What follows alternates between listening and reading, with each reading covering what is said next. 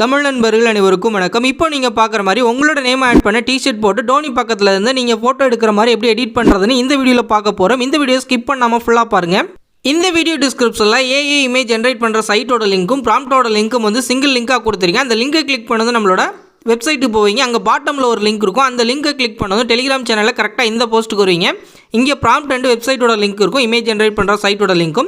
இப்போ ப்ராம்ப்டை காப்பி பண்ணுறதுக்கு அப்படியே லாங் ப்ரெஸ் பண்ணி மேலே உள்ள இந்த காப்பி ஆப்ஷனை கிளிக் பண்ணி காப்பி பண்ணிவிட்டு ஏஐ இமேஜ் ஜெனரேட்டர் வெப்சைட் அப்படின்ற ஒரு லிங்க் இருக்கும். அந்த லிங்க்கை வந்து நீங்கள் கிளிக் பண்ணுங்கள். கிளிக் பண்ண பிறகு இப்போ நீங்கள் காப்பி பண்ண அந்த ப்ராம்ப்டை இங்கே லாங் ப்ரெஸ் பண்ணி இங்கே பேஸ்ட் அப்படின்னு கொடுத்துட்டு இந்த வெப்சைட் லிங்க்கும் சேர்ந்து வந்திருக்கும். இதை அப்படியே லாங் ப்ரெஸ் பண்ணி அப்படி மொத்தமாக செலக்ட் பண்ணிவிட்டு இதை வந்து நீங்கள் ரிமூவ் பண்ணிக்கிங்க. ரிமூவ் பண்ணிவிட்டு கரெக்டாக இந்த இடத்துல வச்சுங்க.